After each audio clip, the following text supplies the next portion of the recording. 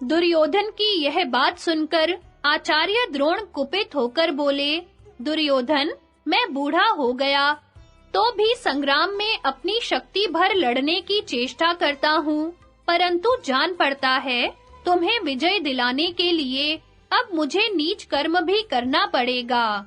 ये सब लोग उन अस्त्रों को नहीं जानते और मैं जानता हूँ, इसलिए मैं उन्हीं अस्त्रों का प्रयोग करके इन्हें मार डालूं। इससे बढ़कर खोटा काम और क्या हो सकता है? बुरा या भला जो भी काम तुम कराना चाहो, तुम्हारे कहने से ही वह सब कुछ करूंगा, अन्यथा अपनी इच्छा से तो अशुभ कर्म मुझसे नहीं होगा। समस्त पांचाल राजाओं का संहार करके युद्ध में पराक्रम दिखाने के बाद ही अब कवच उतारूंगा। इसके लिए मैं अपने हथियार छूकर सत्य की शपथ खाता हूँ। परंतु तुम जो यह समझते हो कि अर्जुन युद्ध में थक गए हैं, यह तुम्हारी भूल है। अर्जुन का सच्चा पराक्रम मैं सुनाता हूँ, सुनो। सव्यसाची के कुपित होने पर देवता, गंधर्व, यक्ष और राक्षस भी उन्हें नहीं जीत सकते।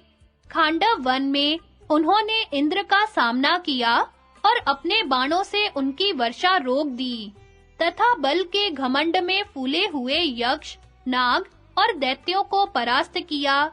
याद है कि नहीं, घोष यात्रा के समय जब चित्रसेन आदि गंधर्व तुम्हें बांधकर लिए जाते थे, उस समय अर्जुन ने ही तुम्हें छुटकारा दिलाया था।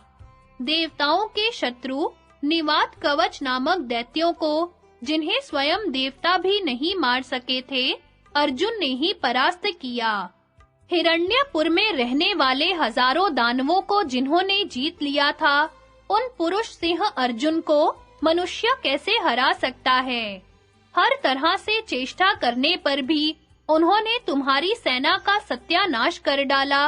यह सब तो तुम रोज अपनी आंखों से देखते हो। महाराज, इस प्रकार जब द्रोणाचार्य अर्जुन की प्रशंसा करने लगे, तो आपके पुत्र ने कुपित होकर कहा, आज मैं, दुशासन, कर्ण और मामा शकुनी सब मिलकर कौरव सेना को 2 भागों में बांटकर 2 जगह मोर्चा बंदी करेंगे और युद्ध में अर्जुन को मार डालेंगे। यह सुनकर आचार्य मुस्कुराते हुए बोले, अच्छा जाओ, परमात्मा ही कुशल करे। भला कौन ऐसा क्षत्रिय है जो गांडीवधारी अर्जुन का नाश कर सके? दुर्योधन, मनुष्यों की तो बात ही क्या है, इंद्र, वरुण, यम, कुबेर तथा असुर, नाग और राक्षस भी उसका बाल बांका नहीं कर सकते। तुम जो कुछ कह रहे हो, ऐसी बातें मूर्ख किया करते हैं। भला संग्राम में अर्जुन से लोहा लेकर कौन कुशल पूर्वक घर लौट सकता है? तुम तो निर्दयी हो और पाप में ही तुम्हारा मन बसता है। इसलिए तुम्हारा सब पर संदेह रहता है, तथा जो लोग तुम्हारे हित साधन में लगे हैं, उनके प्रति भी तुम अंट-संट बातें बक दिया करते हो। तुम भी तो खानदानी क्षत्रिय हो।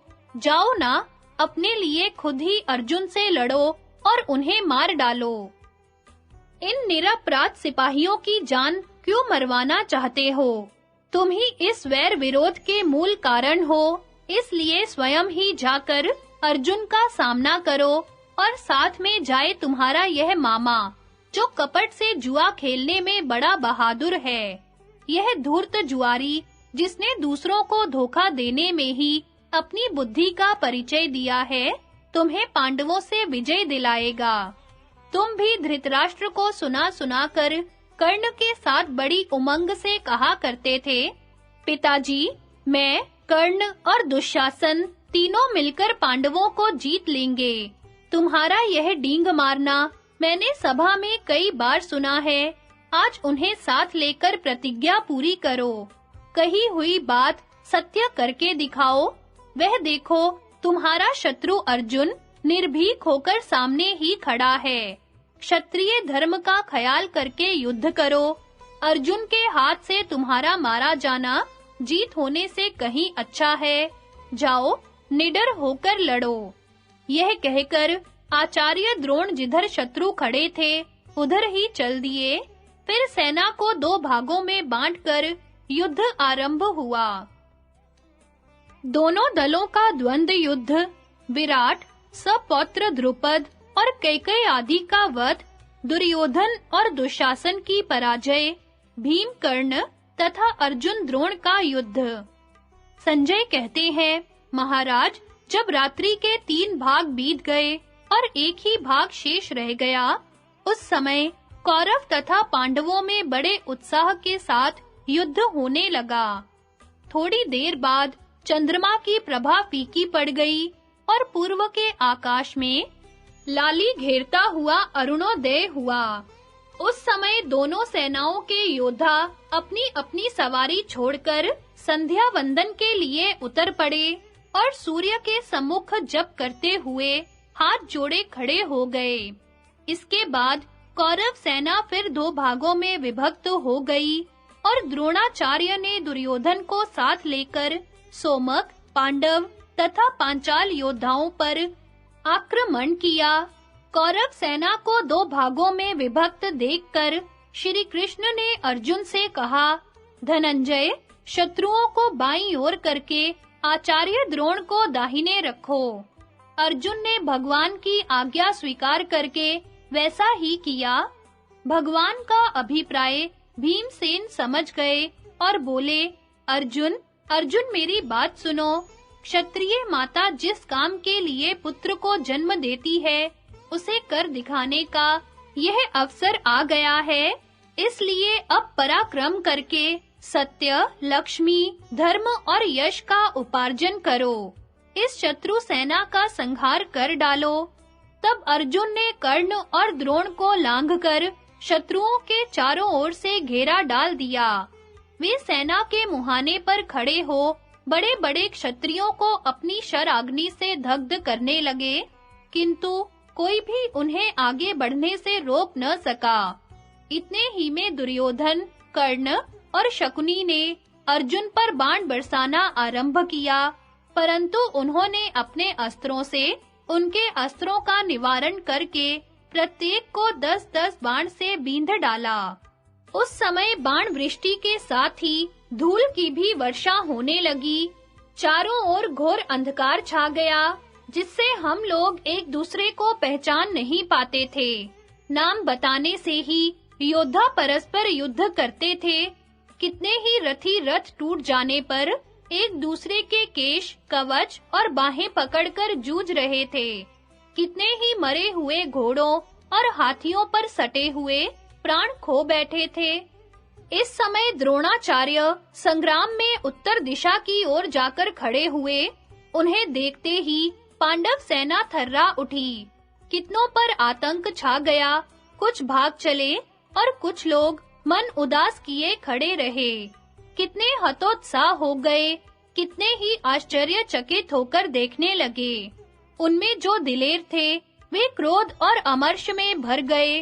कुछ ओजस्वी वीर प्राणों की परवाह न करके द्रोणाचार्य पर टूट पड़े। पांचाल राजाओं पर द्रोणाचार्य के सायकों की अधिक मार पड़ी। वे अत्यंत वेदना सहकर भी युद्ध में डटे हुए थे। इतने ही में राजा विराट और द्रुपद ने द्रोण पर चढ़ाई की। द्रुपद के 3 पौत्रों और चेदी देशीय योद्धाओं ने भी उनका साथ दिया। यह देख द्रोणाचार्य ने 3 तीखे बाणों से द्रुपद के तीनों पौत्रों के प्राण ले लिए।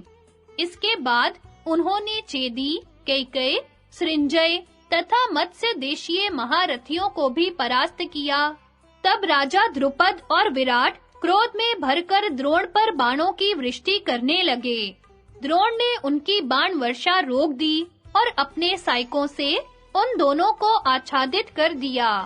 अब उन दोनों के क्रोध की सीमा न रही। वे भी द्रोण को बाणों से बींधने लगे। यह देख द्रोण ने क्रोध और अमर्ष में भरकर 2 अत्यंत तीखे भल्लों से उन दोनों के धनुष काट दिए। धनुष कट जाने पर विराट ने 10 तोमर चलाए और द्रुपद ने भयंकर शक्ति का प्रहार किया। द्रोण ने भी तीखे भल्लों से उन 10 तोमरों को काटकर सायकों से द्रुपद की शक्ति भी काट कर गिरा दी। फिर 2 भालों से विराट और द्रुपद दोनों का काम तमाम कर दिया। इस प्रकार विराट, द्रुपद, केकई, चेदी, मत्स्य, पांचाल और तीनों द्रुपद पौत्रों के मारे जाने पर द्रोण का पराक्रम देख धृष्टद्युम्न को बड़ा क्रोध हुआ, साथ ही दुख भी। उसने महारथियों के बीच में यह शपथ दिलाई, आज जो द्रोण को जीवित छोड़कर लौटे या द्रोण से अपमानित होकर बदला न ले, वह यज्ञ याग आदि करने तथा कुआं, बावली बनवाने आदि के पुण्य को खो बैठे। उसका क्षत्रियत्व और ब्रह्म तेज नष्ट हो जाए। संपूर्ण धनुर्धारियों के बीच में ऐसी घोषणा करके धृष्टद्युम्न अपनी सेना के साथ द्रोण पर चढ़ आया। पांडव और पांचाल एक ओर से द्रोण पर बाण वर्षा करने लगे तथा दूसरी ओर दुर्योधन, कर्ण और शकुनी आदि प्रधान वीर उनकी रक्षा में खड़े हो गए। पांचालों ने अपने सभी महारथियों के साथ द्रोण को दबाने का पूरा प्रयत्न किया, किंतु वे उनकी ओर आंख उठाकर देख भी न सके। उस समय भीमसेन क्रोध में भरकर अपने बाणों से आपकी वाहिनी में भगदड़ मचाते हुए द्रोण की सेना में घुस गए। साथ ही धृष्टद्युम्न भी द्रोण के पास जा पहुंचा। फिर तो घमासान युद्ध होने लगा। बड़ा भीषण संहार मचा। रथियों के झुंड एक दूसरे से सट कर लोहा लेने लगे। जो लोग विमुख होकर भागते, उनकी पीठ पर और बगल में मार पड़ती थी। इस प्रकार वह घमासान युद्ध चल रहा था। इतने में पूर्ण रूप से सूर्य भगवान का उदय हो गया। उस समय दोनों ओर के सैनिकों ने कवच पहने हुए सूर्योपस्थान किया। फिर पूर्ववत युद्ध होने लगा। सूर्योदय के पहले जो जिनके साथ लड़ते थे, उनका उन्हीं के साथ पुनः द्वंद्व युद्ध छिड़ गया। दोनों पक्ष के योद्धा बहुत समीप से सटकर मुकाबला कर रहे थे। इसलिए तलवार, तोमर और फरसों की मार से वहां का दृश्य बड़ा भयानक हो गया था। हाथी और घोड़ों की कटी हुई लाशों से रक्त की नदी बह रही थी। महाराज, उस समय द्रोणाचार्य और अर्जुन को छोड़कर बाकी समस्त सेना विक्षिप्त, व्याकुल, भयभीत एवं आतुर हो रही थी। द्रोण और अर्जुन ही अपने-अपने पक्ष के रक्षक और घबराए हुए लोगों के आधार थे। शत्रु पक्ष के लोग उन्हीं दोनों के सामने आकर यमलोक की राह लेते थे। कौरव और पांचालों की सेनाएं अत्यंत उद्विग्न हो गई थी। एक तो सारी सेना गुत्थम-गुत्थ हो रही थी, दूसरे धूल उड़-उड़कर सबको ढक देती थी। इसलिए हम लोग उस महासंहार में कर्ण, द्रोण, अर्जुन, युधिष्ठिर, भीमसेन, नकुल सहदेव, धृष्टद्युम्न, सात्यकी, दुःशासन, अश्वत्थामा, दुर्योधन, शकुनी, कृप, शल्य, कृतवर्मा तथा और किसी वीर को नहीं देख पाते थे। पृथ्वी, आकाश या अपना शरीर तक नहीं सूझता था। ऐसा जान पड़ता था फिर रात हो गई। कौन कौरव है और कौन पांडव या पांचाल, इसकी पहचान नहीं हो पाती थी।